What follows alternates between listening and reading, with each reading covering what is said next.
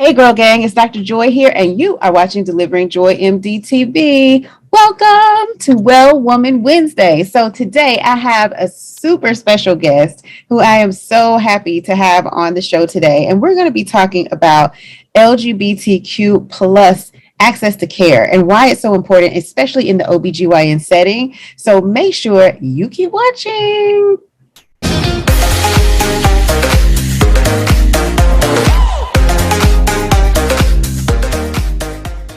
All right, we're back. And today I have Dr. Betsy Collins with me. And I'm going to tell you a little bit about her bio. She is not only a doctor of medicine, but she's also a master of public health who's originally from Cleveland, Ohio. She got her undergraduate degree in biochemistry from the University of Texas at Austin, and then completed the combined degree of MD and MPH at the Ohio State University. So she now works for Emory University School of Medicine, and she is very active in advocating for LGBTQ plus patients. She continues to see a growing population of transgender patients. And while she doesn't provide hormone therapy, she does provide adult wellness exams, including chest exams, pap smears, STD testing, PrEP therapy, and just a wide variety of gynecologic testing and procedures. And so I wanted to invite Dr. Betsy on today to talk to us about this, because this is an area that we could all use more education on. We want to make sure that we are taking good care of our LGBTQ plus population, and that they feel safe and that they feel heard and listened to when they come to see us in our clinics. And it's something that we can all just pay a little bit more attention to. Definitely right in the midst of Pride Month. And I think there's no better time to have the conversation about how we can do more to be allies and make sure that we are doing all the right things for our sisters and brothers out here. So with that being said, I'd like to introduce Dr. Betsy Collins. Hi, Betsy. Hello. So it's so nice to have you here. I remember training together at Grady Hospital. You were like one of my idols. I just always have to tell the story whenever people see us about that time we had that baby that was born at like 20. We weren't sure how far the baby was along. Oh my gosh. It was born like in one area of the hospital where we didn't take care of tiny babies. And this like caught this baby, and she just like looked at it and she's like, I think this baby might have a chance. So she like books it down the hallway. And ever since then, I've just kind of thought she was a superhero. So I still think you're a superhero. The feeling is mutual, Dr. Baker. Oh, you're super, super, super sweet. So I wanted to talk a little bit about the work that you've been doing to advocate for access to care for LGBTQ plus patients. And can you talk a little bit about your role in this advocacy and why you're so passionate about it? Yeah. So, I think a lot of it comes from my own personal story. I personally identify as a lesbian, and also sort of gender nonconforming. And I think when it's also part of your story, it's easy to end up in the role of advocate, especially, when you're as privileged as you and I are, in the sense of being in a position to influence those around us and, help change kind of hearts and minds and people's experiences. I think you take that personal story and then you're able to see even past those boundaries into the experiences of others. Once Obamacare went through in 2016, that really made a big difference in the kind of care that we were able to offer to our patients, because for the first time, insurance coverage was present for transgender care, which was a big deal. And then more and more, we're starting to see patients have improved fertility coverage that extended beyond what we considered infertile. And so people who identify as lesbian or gay and didn't previously have insurance coverage for fertility treatments are now starting to actually have that. So we're seeing more and more resources. We have more to offer. And so people are coming to talk to us about it. So important because, regardless of how you identify, you need to have access to great care. Mm-hmm. You need to be able to see somebody who can see you, who can hear you. And as physicians, our main goal is to act as educators and advocates for our patients. And one of the things, for me, and maybe for other docs, like if you identify as heterosexual, you may not know the right terms to use, the right things to Mm-hmm. say. You may feel really nervous about broaching that subject, and you might, in your heart think, okay, I would take care of whoever presents to me, but you may feel nervous about that. And I think a lot of people shy away from talking about transgender care or care of gay or lesbian individuals because they're just like, I don't really know how to, to talk about. Mm-hmm. So how do you approach that in your clinic? Because I know that you see a lot of this patient population. So really, probably the first thing I'll say is, because it's such a rapidly changing field, I spend a lot of time learning with what I'm doing. So I think that humility of, oh my gosh, I used a term that we don't use anymore. I remember it wasn't even that long ago when people used to say, oh, what are your preferred pronouns? Or what's your preferred name? And I don't know about you, Joy, but I've never had to say, oh, well, these are the pronouns I prefer. They're just the pronouns I use. So we've stopped saying the word preferred. It's just who you are. This is the name you go by. These are the pronouns you use. So even little things like that, or even some of the language, is rapidly changing. And so I want everyone to know that this is a learning process for all of us. And the most important thing is that you are out here with an open ear, trying to be present and humble and experience this journey with your patients and be open to change. And I think that is tricky for some people, especially, I know you and I both grew up in a world where you were a boy or a girl and that was the end of the story. And if you didn't fit into those boxes, there wasn't really a place for you. And people just really didn't see anything else. And it's a big difference and a big change for people to recognize that we have this spectrum, especially with gender and sexuality. And so, just know that to some degree, we're making it up a little bit as we go along and things change very rapidly. But being open to communities that are trying to engage your services and trying to teach you a little bit and lead you, be open to that. And I think if they see your humility, they'll understand and really be ready to help. And I think that that's the amazing part.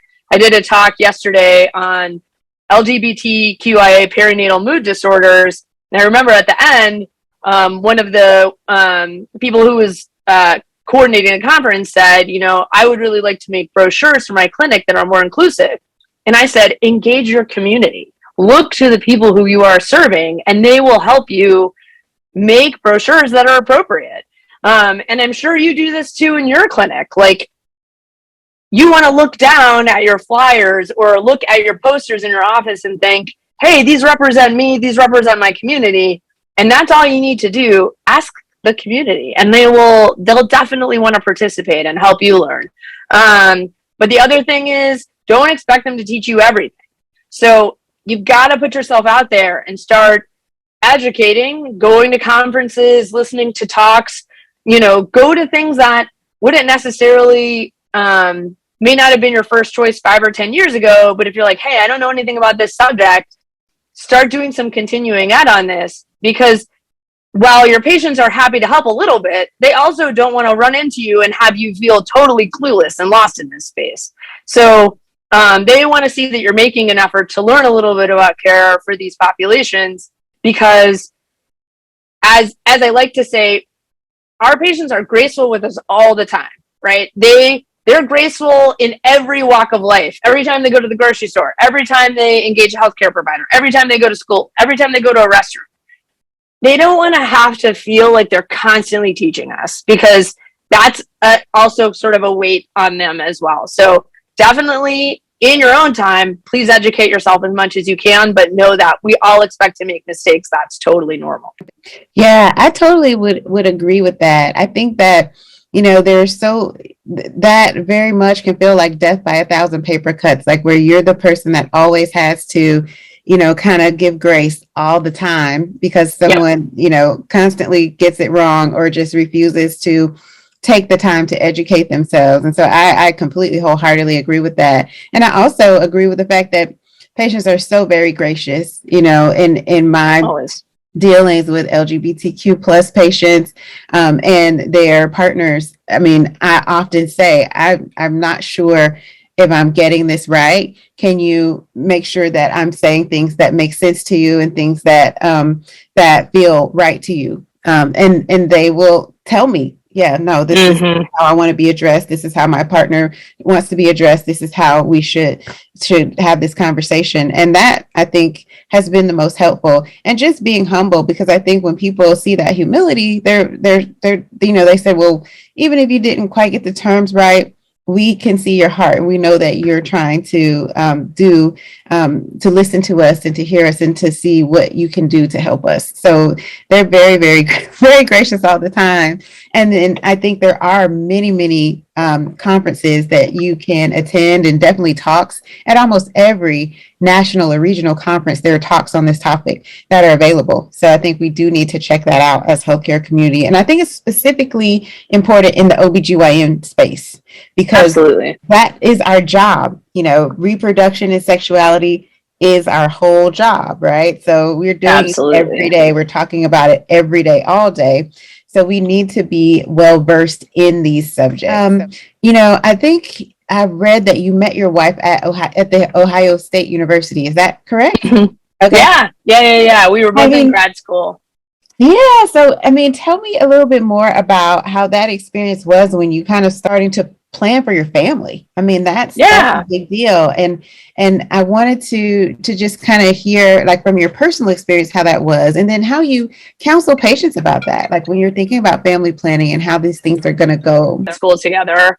And this was, pre-internet dating and all these things. So, met the old fashioned way, and my wife is very shy and introverted, and me, I'm very boisterous. So I think I overwhelmed her a bit in the beginning, but she stuck with me, and my friend who introduced us was like, you guys are going to hit it off. I know you will. So we went on a couple dates, and my wife is amazing. She's like at CDC, like you said, and she's had a great career there. And she ended up matching in the Epidemic Intelligence Service, or EIS, and got her fellowship when she was done with her PhD in epidemiology at CDC. So that's how we sort of got introduced to Atlanta. And when I applied to residency, looked obviously at Emory and Morehouse very strongly, and really wanted to be in the Atlanta area so we could stay together, and was very lucky to match at Emory. Thankfully, I actually did some rotations down here, so that helped a lot. And then joined her starting in 2007. So I was here, did my residency. And I think we both thought that getting pregnant during residency seemed like it would be calamitous. So we did not get pregnant until the very end of residency. And my wife is a little bit older than I am. So we decided that if she was going to carry a pregnancy, it would be safer for her to do that first. And we started looking into getting donor sperm. And I think it was sort of our desire to try to get pregnant privately at home. We, especially my wife being very introverted and private, didn't necessarily want to engage reproductive health services right away. So we actually used a sperm bank that shipped sperm to our home in a giant nitrogen-filled container. And thankfully, we got pregnant on our 4th try. So we did intrauterine inseminations at home. And because I was a licensed physician, that was recognized by the state of Georgia. But in some states, if you don't have your insemination done by a physician,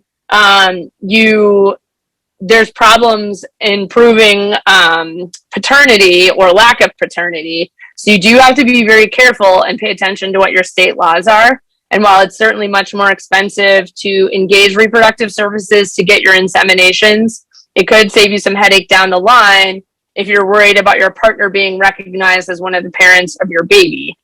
So just keep that in mind from a legal perspective, that there's a lot that goes into how you plan to get pregnant and your family building, because you want to make sure that the state recognizes that you and your partner are the parents of your baby, if that's your desire.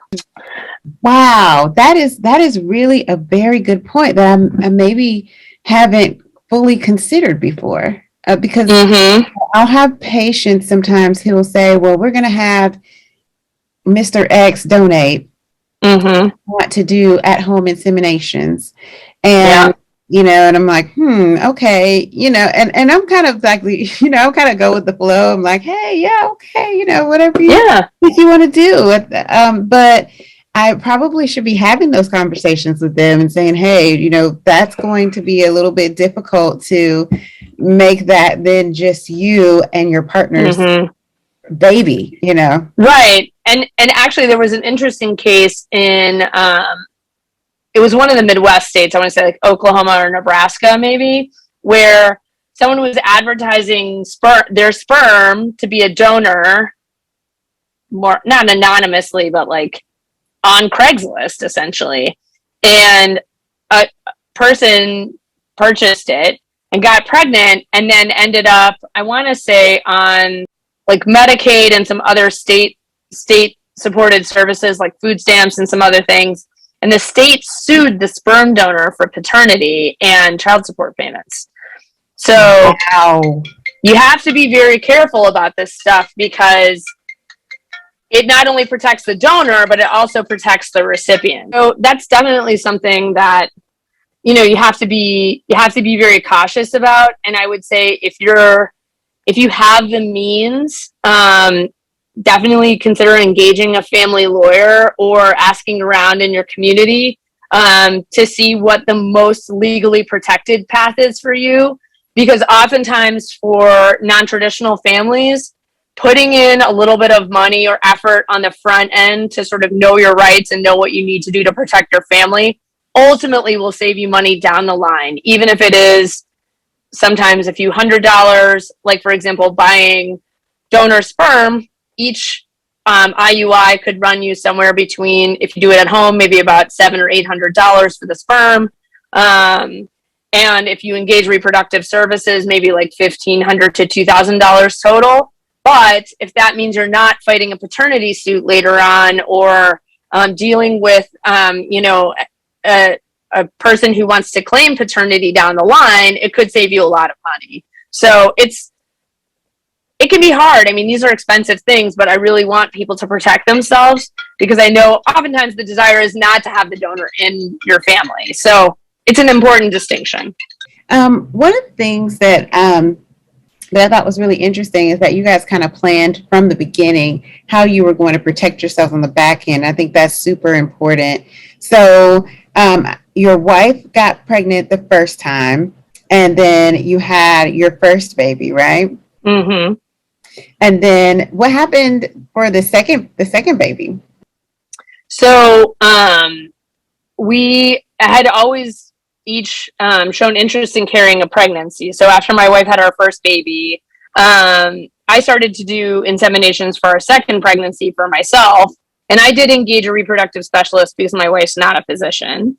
So I went to our reproductive center and started doing IUIs with them, and unfortunately wasn't able to conceive using the intrauterine inseminations.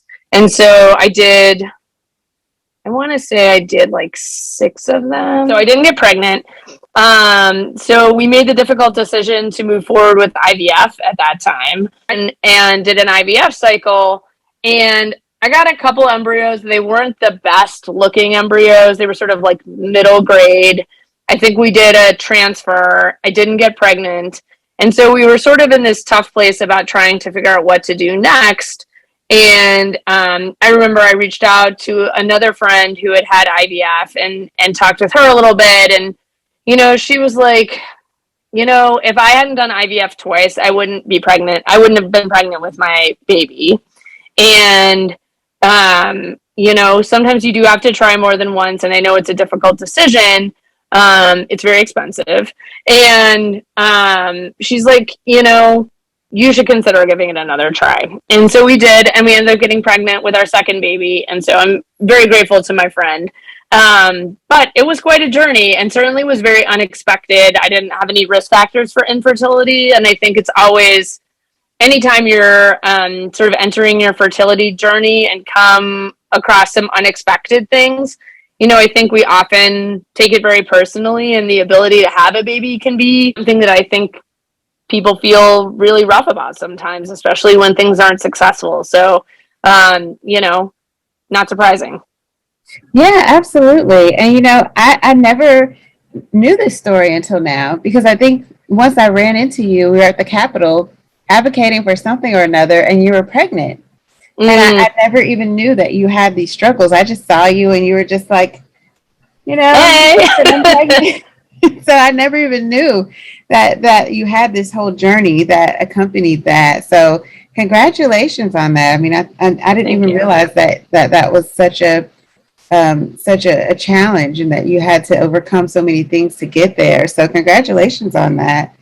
Well, I'm grateful to everybody that we got the chance to work with, and really, we have a great team, and that made all the difference. And my wife's support, and we got lucky. We have a great family. But I mean, my heart goes out to everybody out there who is struggling with these kinds of things, because I was very lucky to have the financial means to cope with some of these challenges, but they can be huge. And definitely in the LGBTQIA community, all the time I'm talking to patients about egg freezing and fertility related concerns. And a lot of people tell me, I just don't have the money. And it's a tough conversation, and it is a heartbreaking one to think that someone's reproductive potential could be hampered by their finances, which you hate to Yeah, hear. I find that really sad, and I think it's going on in all communities. We have somehow tied your ability to have a family to your ability to finance that, and Mm-hmm. I'm encouraged to see more and more employers starting to cover um, Mm-hmm. fertility treatment, but we still have a really long way to go to bridge that gap for folks who are working, who are very eager to become parents, who are not able to afford. I mean, it's very expensive. Even Mm-hmm. as a higher earner, you can still you have to plan and save and really I had to take out loans. Yeah, I mean, it was yeah a you know it was a big process. Yeah. Yeah, it's huge. So, you can't even imagine what your local teacher or someone who doesn't Oh, earn a six-figure salary is going through trying to navigate absolutely. this sort of project. Absolutely. Yeah, so it's huge. I wanted to hear a little bit more about advocacy work, because another thing that I recall seeing over and over again and having to call the ethics committee on is having LGBTQ plus folks coming in with their partners and having to make end of life decisions or decisions Mm. about surgery, and being told, well, if you're not married or if you're not the next of kin, that we won't honor the decision of the Mm-hmm. partner. That has, I think, we've been able to see more and more marriage, and making people more next of kin, and making them power of attorney and decision makers. But that Mm-hmm. has definitely been something that just in the last 10 years has really started to move forward. Um, Mm-hmm. you know, how do you counsel your families on how making decisions can be critical when you're talking about medical procedures or surgeries Mm-hmm. or end of life care? For this conversation is important to everybody, and I strongly encourage everybody to think about who their healthcare power of attorney would be, and to make it official. So end of life care and healthcare decision making, if you're incapacitated, are super important in decisions, no matter how old you are. So if you have never thought about who would make decisions for you if you were unconscious after a car accident, or had a bad fall, and you or suddenly were sick with some debilitating illness, please, please, please, this is one of those other situations where engaging, even if it's entry level legal help. You can call some, like I know at Emory University, you can call the law school and you can get affordable legal help. Please, please, please set up a healthcare power of attorney and start thinking about um, how you would handle something if you were unconscious and you would want your next of kin to make a decision for you. So even if you are married to someone, or related to somebody, that doesn't mean they know what you want. And so, yes, of course, Joy, if you have a legal document, you're married, that person can be your decision maker. I actually in my own practice have never, ever, ever been in a situation where someone's next of kin or power of attorney, or I should just say next of kin, was questioned, or that there was a conflict between potential decision makers, like, oh, well, here's one person's partner and here's another person, they're the parent, and they're in conflict about how they would manage somebody who couldn't make decisions for themselves, which is just lucky probably. But please don't put your loved ones in that situation, and try your best to engage even basic, look up these forms online. The state of Georgia has them available. Print them out. If you don't understand the language, maybe work with, if you have a friend who's a nurse or a doctor or a healthcare provider or somebody who is a paralegal or has any knowledge about these types of documents, sit down, look through them, write down some things that you feel, write down what your interest would be, who you would want making these decisions, make copies, get some notarized, and just keep them at your house, or give a copy to your doctor, because you just never want to be in a position, if you think that there are multiple people that would make different decisions, or you're alienated from your blood relatives and you're not married, pick someone to help make healthcare decisions for you if you think that they wouldn't do a good job. Because the last thing you want is for people to be in a conflict about what you would want, and you are not there to speak for yourself. Absolutely. I totally agree. And I have had the unfortunate situation of being in that space and having someone who was incapacitated and not married, and the family not agreeing with what their partner was saying for their care. And when you don't meet the criteria to be called the next of kin, and their mother or their sister comes in, and they might be completely they may have even disowned this person because they are a part of the LGBTQ plus community, and they're making decisions about this person's outcome, about whether or not we're going to keep them on the ventilator and what's going to happen to them. And that always makes me really nervous, because it's clear that you have turned your back on this person, and you this person may be a quote unquote embarrassment to your family. Are you going to make a really good decision about this? Or I'm always very nervous about that. I don't. Absolutely. Like there is nothing worse. And I have taken care of patients where the next of kin wasn't obvious. And it's sad. You're sitting there on the phone, you're calling all these numbers in the chart. Oh, well, I'm her sister-in-law. Last time I saw her was 3 Easters ago. I don't know about this. Please, please, please, please, please, if there is any question, or really at all, this is such an important adulting step, and I just encourage everybody to do this. Joy, you could do a whole show just on this.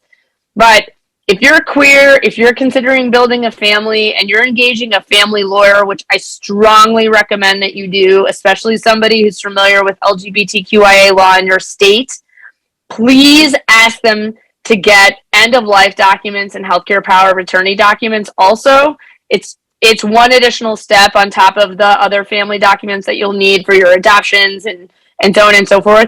Do it. It's totally worth it. Spend the extra couple $100, because you know what? You don't want your estranged mother-in-law showing up when your partner is unconscious, making healthcare decisions, and you're not the next of kin. So, protect yourself always. And this is just really for all adults. You want to make sure that the people who are making those decisions are the right ones.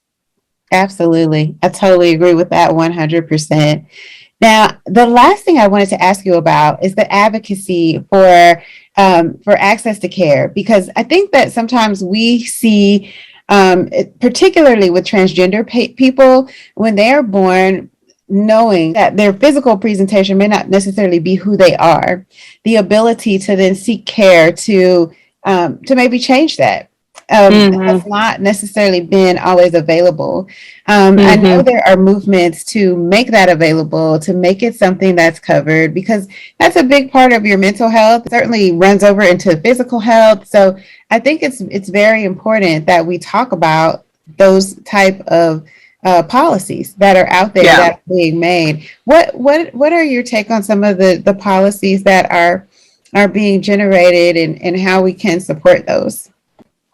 So, sort of as we talked a little bit about earlier, with the Affordable Care Act in 2016, I believe it was, transgender care was actually one of the provisions that's considered now included in health insurance plans. So for people who are insured either through private insurance or Obamacare plans, they should have access to some transgender care, which is really nice. Now, there may be slight differences in the amount that's covered or how easy it is to access coverage. You know, I do have some patients who, for example, some insurance companies are just a little easier to work with than others, but by and large, if you have a doctor who is cued into LGBTQ care and does this a lot, they should have it's just like if you did a lot of menopause care and you're used to calling the pharmacy about X, Y, or Z drug that you use, you're already in the habit of advocating for patients in that way. And so when insurance companies give you pushback, you're like, no, I know this is covered. This is the plan. And usually you can get things addressed by the insurance company. But I definitely agree, like having a provider that is familiar and is a good advocate is important. I think really some of the most quote unquote like controversial aspects are actually probably care for minors, so people under the age of 18. And, just know that this is a very sensitive time, that children and teens who are trying to cope with gender identity issues, especially if their gender identity doesn't match their physical body, that they need a lot of support. And the first thing I would say is engaging mental health providers and engaging other healthcare practitioners that have experience in this is super important.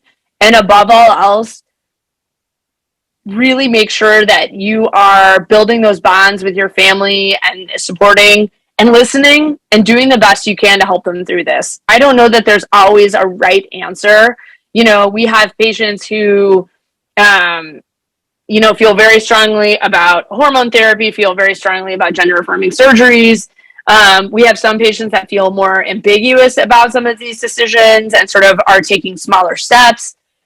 Everybody is different. And so we cannot throw all trans patients into the same sort of group together, because we have some patients that are non-binary and sort of are going for very small physical changes or very small hormonal changes, and it's not all the same. So that's why it's so important to work together with supportive and knowledgeable providers, because this is a constantly changing field right now, and everybody's goals can be a little bit different. So we really want to do our best to not ever harm a patient, and also make sure that we're listening and providing the most medically appropriate care. It's so important. One of the things that I've been looking at a lot with Black maternal mortality is that there are these resources that you can go to find someone that specializes in this particular thing and that may be more culturally appropriate or might look like you.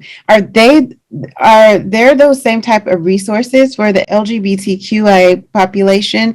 And if so, like, what are some of the websites that we can broadcast to our audience to look for folks in who are familiar with treating this population, who know how to advocate and to get insurance coverage and to just be able to help them through these conversations and treatments?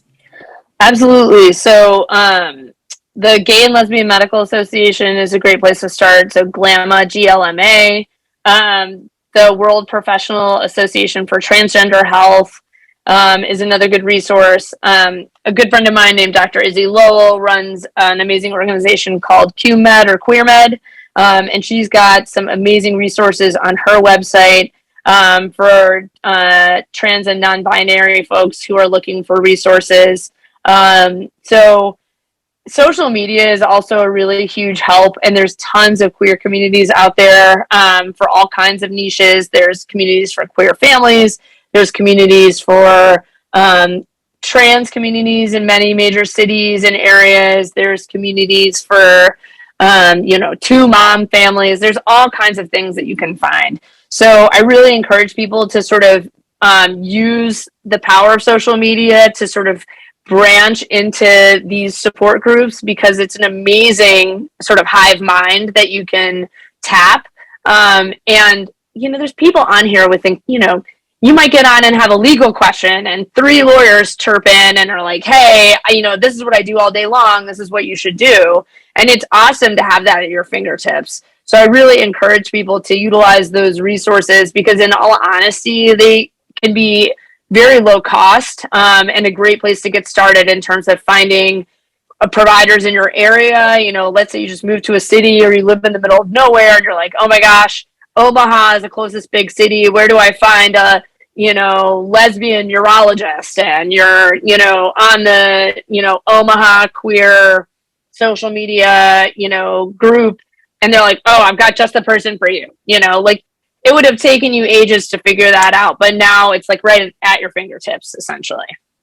And that's one of the things I love about social media. So since you're on social media on YouTube, you can click down in the description box, and I'm going to share all these resources that Dr. Betsy has shared with us today.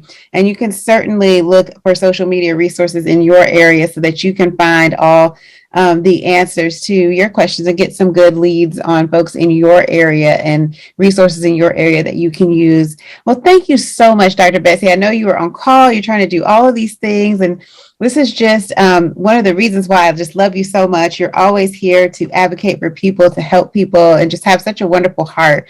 So thank you so much for taking the time to have this discussion with us today.